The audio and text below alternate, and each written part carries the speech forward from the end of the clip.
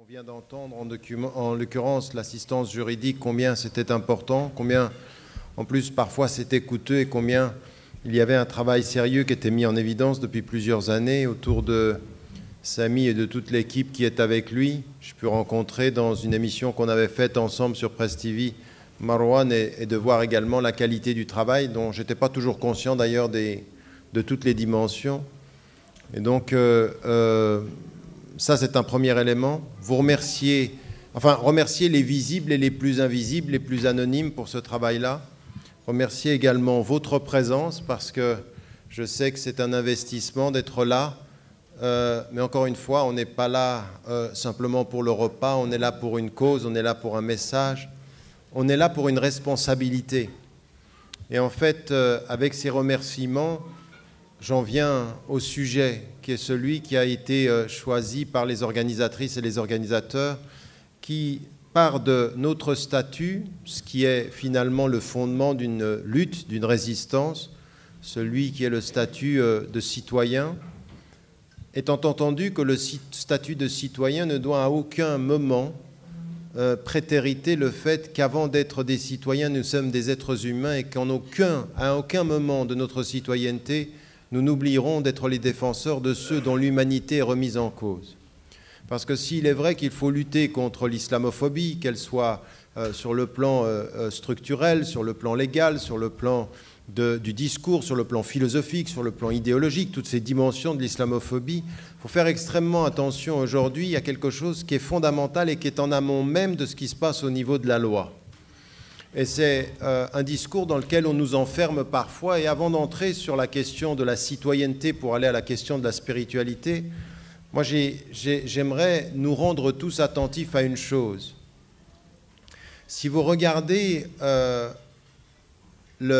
la carte du monde aujourd'hui et si vous regardez ce qui se passe au niveau des morts et ce qui se passe au niveau des guerres, et que vous entendez le discours dominant et que vous entendez l'évaluation que l'on fait des morts et des vies, vous allez vous rendre compte que le fond du problème, il est là déjà. Il n'est pas simplement dans le statut du citoyen ou le statut du non-citoyen, ou à l'intérieur du fait d'être citoyen, comment on nous traite, tout cela, on va en parler. Mais avant même ceci, la première chose ou la première dimension dont un citoyen doit être conscient, c'est le statut de l'humain. À l'heure où je vous parle aujourd'hui, il y a des femmes et des hommes qui perdent la vie, qui sont des victimes innocentes de guerre, qui sont des victimes innocentes. À l'heure où je vous parle maintenant, vous avez 2000 personnes, 2000 prisonniers qui sont en train de faire une grève de la faim dans les prisons palestiniennes dont personne ne parle. À l'heure où je vous parle, il y a des personnes qui tombent et dont leur vie est prise en Afghanistan comme en Irak. Et le fond, il est celui-ci, le fond idéologique qui va nourrir l'islamophobie ou la perception raciste, elle est celle-ci, c'est que le sang des Arabes ou que le sang des musulmans, eh bien, il vaut moins que le sang des Blancs, le sang des Occidentaux, dans quelque guerre que ce soit. Et que quand vous arrivez à cette rhétorique, qui était une rhétorique connue à l'époque coloniale, c'était ça. Le colon valait forcément, intrinsèquement, essentiellement davantage que le colonisé. Mais quand vous n'avez plus de colonisation politique et que vous avez un ordre du monde avec une espèce de couverture médiatique qui donne toujours plus d'importance aux morts qui nous ressemblent qu'aux autres morts, à l'autre, à l'altérité, que le mort musulman, que finalement, avec tout ce qu'il faut condamner, les 3000 morts qui sont morts à New York et que nous avons unanimement condamnés, eh bien, c'est comme s'il valait à la puissance 10 les milliers, les dizaines de milliers, les centaines de milliers de morts à travers le monde du Sud, les sociétés majoritairement musulmanes comme les sociétés africaines. Et ça, si on veut commencer un vrai travail contre l'islamophobie, si on veut être les premiers citoyens à se lever, pour le bien de tous, pas simplement pour notre bien, il faut revenir à cette première dimension. La première attitude intellectuelle du citoyen, c'est de ne jamais oublier l'humanité des hommes. وَلَقَدْ كَرَّمْنَا بَنِي آدَمَ. Karramna bani Adam, noir, blanc, arabe, pas arabe, musulman, pas musulman, la dignité, elle ne se discute pas. Un mort est un mort. Et une trahison est une trahison. Si on est des citoyens qui comprenons la spiritualité, on va venir à la spiritualité qui est l'universel de notre positionnement, il faut commencer par cela. Parce que sinon, nous sommes très vite enfermés dans le statut des citoyens et on passe notre temps, vous comme Français, à dire que vous êtes des citoyens. Très bien, vous êtes des citoyens français, mais il faut rappeler à la France qu'au-delà du fait d'être des citoyens, vous êtes des êtres humains et que vous défendez la dignité. Raison pour laquelle tout le combat contre l'islamophobie en France est un combat pour la dignité des hommes dans le monde. C'est le même. Ce n'est pas contre l'islamophobie ici et on oublie les autres. C'est contre l'islamophobie ici, la dignité des hommes partout. Partout. Au nom de ce principe. Au nom de ce principe qui est fondamental pour nous, la dignité fondamentale des hommes. Et quand Allah SWT, quand Dieu dans le Coran, il nous appelle à la coexistence, il ne dit pas « Ya ayyuhalladhina amanu », il dit dans le Coran, et il nous rappelle ceci « Ya ayyuhannas ». C'est cette dimension de l'humanité, vous êtes des êtres humains. Et c'est ça qu'il faut ramener. L'un des premiers problèmes, vous avez vu ce qui se passe dans votre pays où vous êtes aujourd'hui dans une position, on est dans une période électorale. Le propre d'une période électorale, c'est que le mensonge est l'un des premiers éléments du discours politique de l'époque. Alors ça ment, ça dit n'importe quoi. Le plus important, c'est de récolter les voix. Mais il y a une chose qui est déterminante, c'est que vous allez vous rendre compte que tout le discours qui est en train de s'installer en Europe, c'est que vous devez vous engager, nous devons nous engager en tant que citoyens contre l'islamophobie, pas comme des victimes. C'est ça qui est le plus important, c'est qu'aujourd'hui, vous avez en face de vous un discours populiste qui s'installe partout en Europe, dont la caractéristique première est de jouer sur « nous sommes les victimes ». Nous sommes allés coloniser, certes les temps sont passés, maintenant nous sommes les colonisés. Ils sont en train d'entrer dans notre société, ils sont en train de changer nos valeurs, ils sont en train de changer nos sociétés. Et si nous, on entre dans ce débat comme victimes, ce sont des victimes contre des victimes. Et au nombre, et aux médias, et au populisme qui s'installe, nous allons y perdre. Raison pour laquelle il faut répondre à ceux qui se présentent comme des victimes, comme des êtres qui se présentent comme des êtres de raison, des êtres de décision, des êtres de résistance. Nous ne sommes pas les victimes. Et ça vient même, raison pour laquelle, là, vous comprenez des choses qui nourrissent notre citoyenneté. Quand dans le livre « Être musulman, les musulmans d'Occident et l'avenir de l'islam », je parlais d'une chose qui me paraissait déterminante. C'est l'éthique de la citoyenneté. Et l'éthique de la citoyenneté, c'est une conscience humaine, c'est une conscience de foi, profonde, mais c'est une conscience de la dignité qui fait que nous savons qu'à partir d'un certain moment, dans notre message éthique, nous allons trouver l'adversité. Nous allons trouver des gens qui vont se présenter comme les victimes de leur propre discours ou de notre propre présence ici. Et qu'à partir de ce moment-là, nous ne nous posons pas comme une victime qui répond au discours victimaire des autres. Allah, dans le Coran, ce qu'il nous dit et ce qu'il nous rappelle comme étant des éléments qui vont nous nourrir notre spiritualité. Il nous dit cette vie, la mort comme la vie, ce sont des tests. La mort et la vie, ce sont des tests. Il les a créés pour savoir lequel d'entre vous va le mieux agir. Donc nous, ce qu'on comprend, c'est que cette vie est un test. C'est qu'on va avoir de l'adversité. Et qu'on y répond, non pas comme des victimes, mais comme des êtres dignes. Et que l'on y répond, non pas par l'émotif, mais qu'on y répond par le droit. Qu'on y répond, non pas par la mendicité, mais par la justice. Et ce n'est que quand on a la justice qu'on passe au stade supérieur de l'excellence. Inna Allah ya'muru bil 'adl wal ihsan. C'est-à-dire, on est capable du pardon, mais pas en prétéritant la justice, pas en oubliant la justice, pas en oubliant les droits. On laissera le discours qu'on a entendu chez... Vous savez pourquoi il y a eu la théologie de la libération en Amérique du Sud ? Parce que ce qu'on leur disait souvent dans la théorie chrétienne de la charité, on leur disait « mais acceptez votre statut, les derniers ici-bas sont les premiers dans l'au-delà ». Eh bien nous, cette position-là, on est plutôt de ceux de la théologie de la libération. Elle dit « non, on ne va pas accepter nos statuts-là, parce qu'il se pourrait qu'au premier ici-bas, vous soyez dernier là-bas, mais nous, on a entendu du haut de sept cieux « la tansa nasibaka mina ad-dunya ».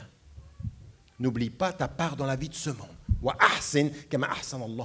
Et fais le bien et sois généreux comme Dieu l'a voulu pour toi. Nous n'accepterons pas le statut des injustement traités ici-bas parce que notre dignité, c'est de travailler pour la justice ici-bas. Les justes ici-bas seront les premiers dans l'au-delà.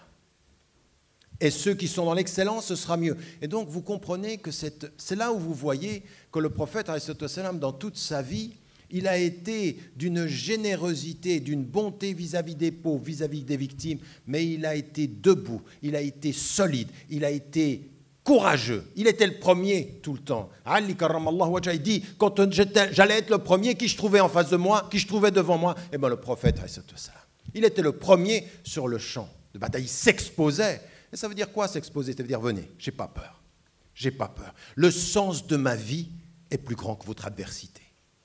Ça, c'est la vraie question. En fait, vous êtes là dans cette salle, c'est la vraie question. Est-ce que le sens de votre vie est plus important que leur adversité? Ou est-ce que leur adversité va décider du sens de votre petite vie? Vraie question. Parce que c'est la question des courageux.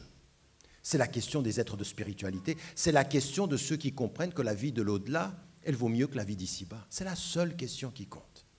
Et il ne s'agit pas de se sacrifier stupidement. Il faut toujours avoir l'intelligence des combats. Le prophète sait qu'ils veulent le tuer.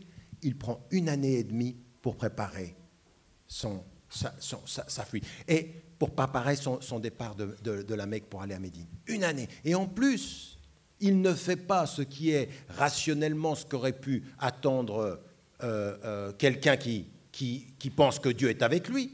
Si Dieu est avec lui, quand vous êtes à la Mecque, ben vous partez sur le nord pour aller à Médine.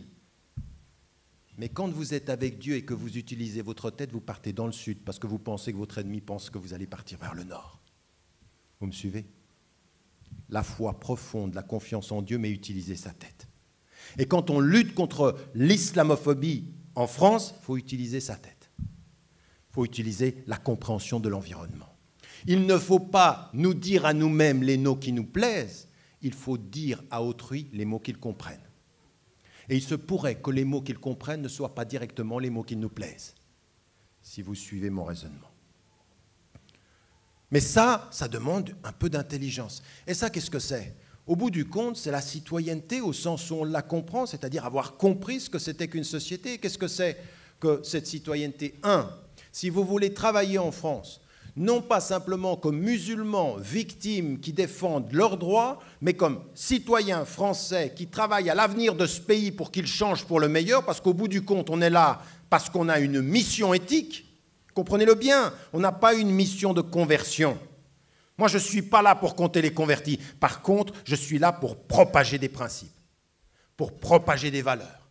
Je suis là comme missionnaire de valeurs qui disent la dignité, qui disent la justice, qui disent la bonté, qui disent la générosité. Maintenant, ce qui sera entre toi et ton cœur et Dieu, je ne sais pas. Mais ce que je sais, c'est que je suis là pour al-amr bil ma'rouf wa an-nahy 'anil munkar.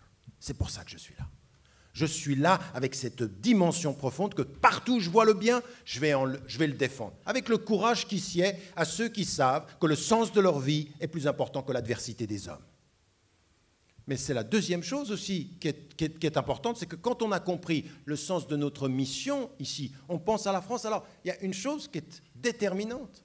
Avant de simplement s'engager dans une espèce de discours spirituel, spiritualisé, ce que font certains de nos frères et de nos sœurs aujourd'hui, qui font de la spiritualité une espèce de champ gardé loin des hommes.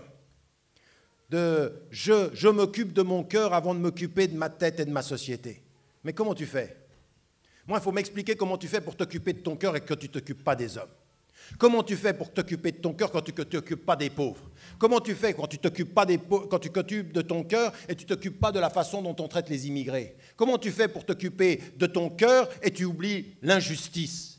Comment tu fais quand du haut de sept cieux tu entends l'invocation de ceux qui étaient proches de Dieu et qui dit « Allahumma zalamna anfusana » Nous avons été injustes contre notre propre être. Et qu'est-ce que c'est être injuste contre notre propre être? C'est s'être négligé et en avoir négligé les hommes. Si tu te négliges, et si tu négliges la justice avec ton cœur, et si tu négliges les hommes, mais comment tu fais pour être un être spirituel? Ça, c'est la spiritualité des lâches. C'est je me purifie tout seul. Attendez, Prendre le temps de se purifier dans une grotte, comme le prophète alayhi salam l'a fait, n'a qu'une seule condition, c'est que de la grotte, tu reviennes à la société. C'est qu'il est revenu à la société. Allah subhanahu wa ta'ala l'a pris dans la grotte, tu t'isoles, mais tu reviens. Et si tu pries la nuit, c'est pour bouger le jour.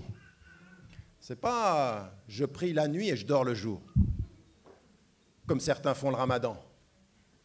Ils ne dorment pas la nuit, ils jeûnent la nuit, enfin ils mangent la nuit, ils dorment le jour. Et quand tu leur dis qu'est-ce que tu as fait aujourd'hui, ben, j'ai jeûné. Non, tu as dormi. Non mais attendez, la symbolique de dormir le jour, ça peut se faire sans que votre corps me dorme, mais que vos consciences dorment. C'est-à-dire, on prie, on fait du dhikr et tout ça, et le jour, la conscience, elle dort. Et on est content, pourquoi? Ben, cette nuit, j'ai fait du dhikr. Ben, c'est gentil, ça nous sert à nous. Ça nous sert que tu aies fait du... Le dhikr la nuit, c'est que tu sois courageux devant Dieu. Allah subhanahu wa ta'ala, il a envoyé des hommes prier la nuit pour qu'ils sachent être debout le jour. C'est ça notre spiritualité. Ce n'est pas de marcher à côté de la vie. Mais attention, c'est ne pas se laisser perdre par la vie, mais ne pas se laisser enfermer dans la nuit. C'est l'équilibre. C'est ça, quand vous comprenez... Mais c'est en tout, nuit, jour, isolement, participation, sens, défense, résistance, dignité, justice, excellence, toujours les deux gens. Vous allez vous rendre compte souvent que dans vos partenariats, il faut toujours multiplier les partenariats parce que parfois vous avez des gens, ce sont des partenaires, mais sur un domaine, ils voient avec un œil. Vous allez vous rendre compte de ça. Partout où vous travaillez avec des gens, ils sont bien, mais il y a un œil. Vous, vous êtes toujours avec les deux yeux. Vous essayez. Avec humilité.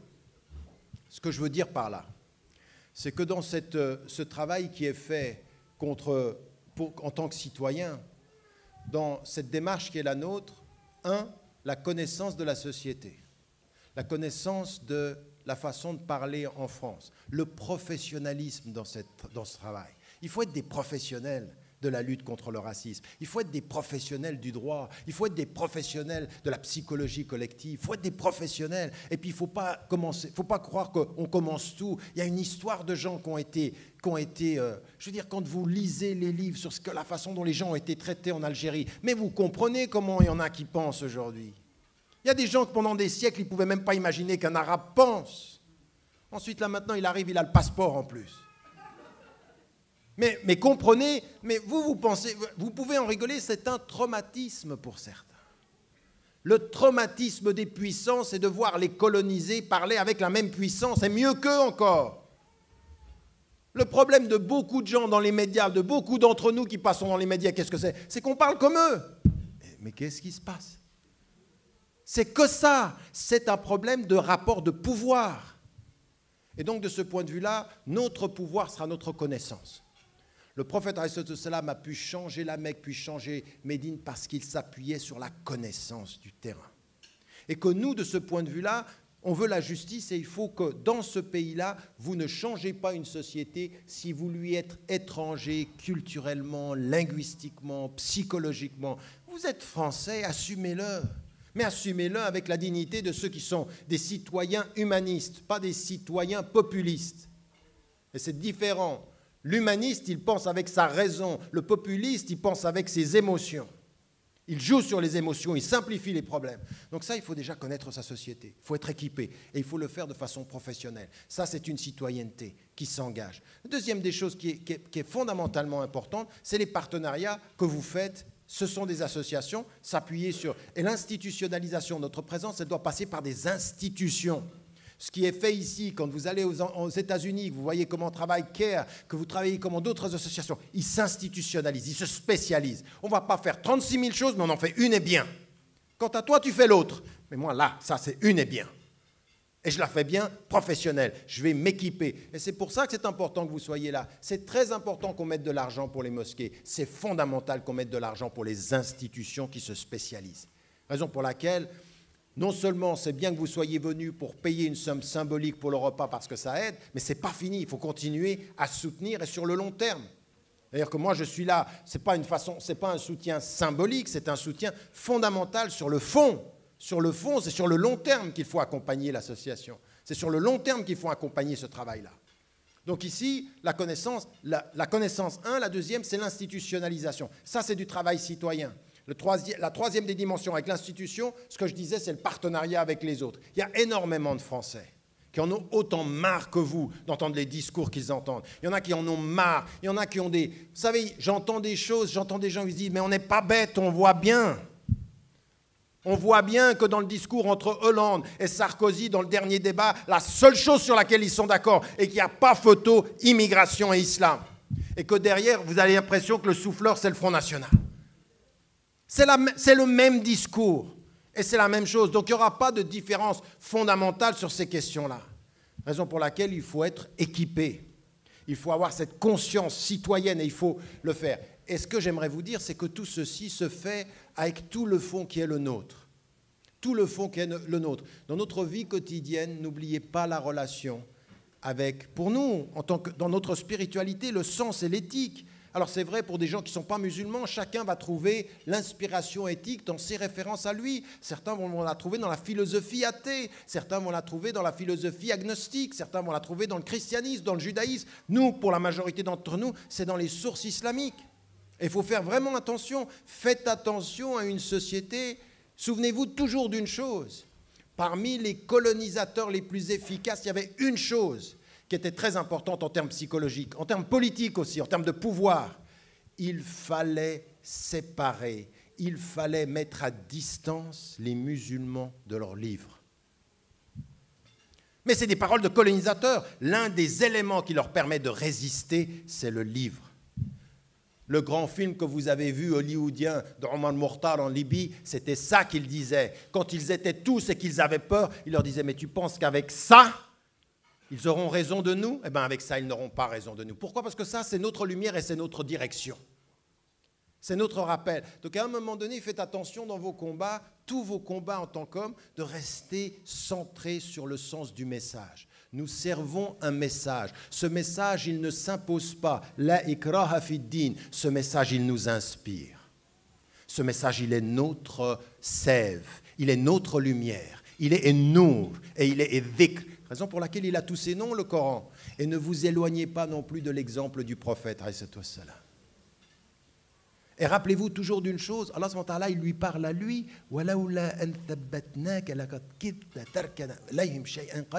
il lui dit au prophète, si on ne t'avait pas renforcé, tu aurais dévié. Les gens sont capables de t'emmener. Le pouvoir peut t'attirer, les gens peuvent t'attirer. Si ça c'est dit au prophète, qu'en est-il de nous tous? C'est que c'est normal quand vous êtes exposé, quand vous travaillez, quand vous êtes citoyen dans une société, tout peut vous... N'importe lequel d'entre vous, vous prenez 30 secondes de votre vie là maintenant et vous vous dites, vous n'êtes pas fragile des fois? Vous n'avez pas de vulnérabilité? Vous ne sentez pas qu'à des moments donnés, la façon de parler de quelqu'un peut vous attirer, la façon de vivre de quelqu'un peut vous attirer? On est tous dans cette situation-là. Raison pour laquelle se concentrer sur l'essentiel, c'est ça notre spiritualité. Et travaillez dans la société, ne vous éloignez pas de vos sources. Ne vous éloignez pas de ce qui vous donne force. Et ça, c'est aussi la pratique, le jeûne. Vous savez, le jeûne à période régulière, au-delà du ramadan, c'est très, très important. On ne voit pas le monde de la même façon quand notre estomac est vide au nom de Dieu. On ne le voit pas. Et ça, c'est des choses il faut s'équiper. Il faut s'équiper. Allah donne dans le Coran, faites vos provisions pour la route, ça c'est pour le pèlerinage, mais la vie est un pèlerinage. Et la meilleure, c'est la conscience de Dieu. Donc à un moment donné, il faut qu'on s'équipe, il faut qu'on fasse ce travail-là. Ça, c'est cette spiritualité qui est ceci. Et une dernière chose, ayez la force des humbles et nourrissez en vous la force des humbles. وعباد الرحمن الذين يمشون على الأرض هونا وإذا خاطبهم الجاهلون قالوا سلاما. Rappelez-vous toujours de ça. Les serviteurs du miracle. Regardez la douceur de ce propos-là. Et on est en train de parler de l'adversité. On est en train de parler de l'adversité. Comment Allah subhanahu wa ta'ala répond à l'adversité? Les serviteurs du miséricordieux.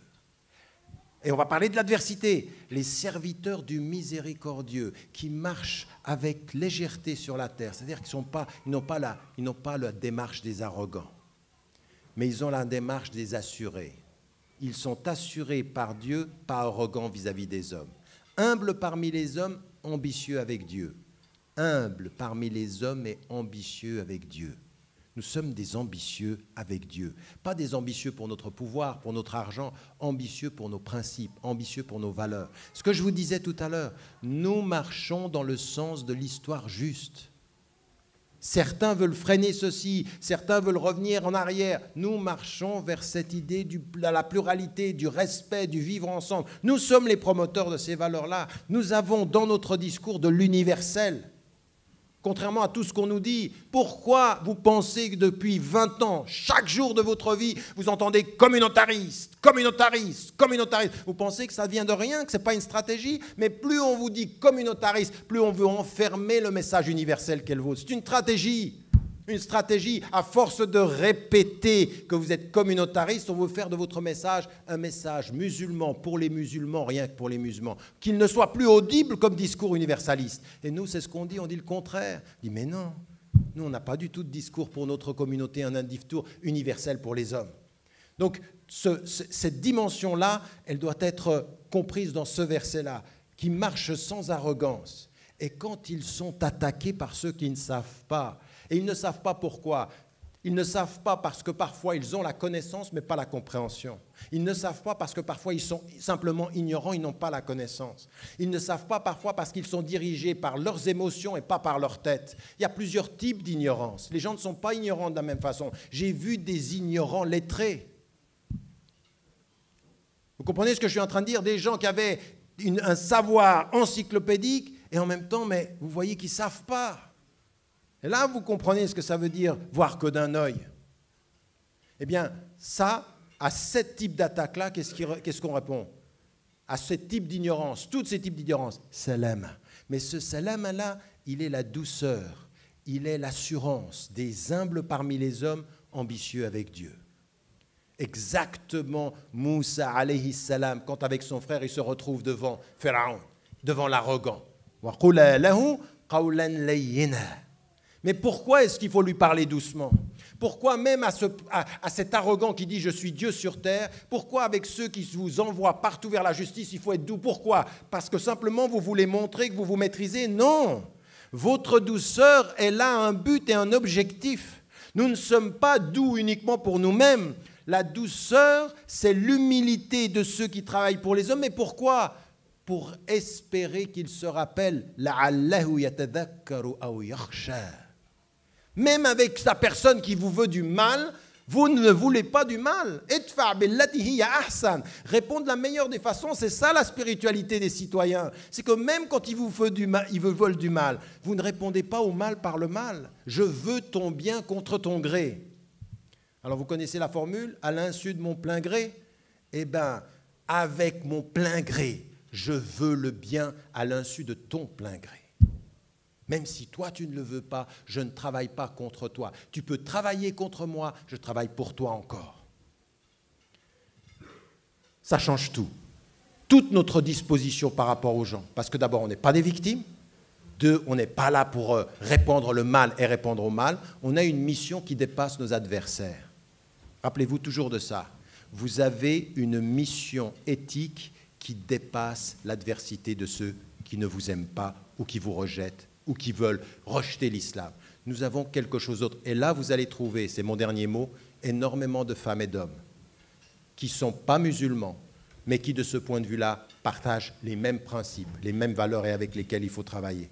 Donc, l'association qui nous réunit ce soir, c'est une association qui fait un travail depuis de nombreuses années. Vous êtes nombreux. Je vous demande, du plus profond du cœur spirituel et de l'intelligence citoyenne, de faire en sorte que non seulement vous ayez apporté votre contribution au repas, mais que vous apportiez une contribution supplémentaire à ce travail-là, parce qu'au bout du compte, c'est pour le bien de nous tous, Inch'Allah, qu'il travaille, que Dieu nous aide. Wallahu a'lam wa a'la wa ahkam wa salamu alaykum.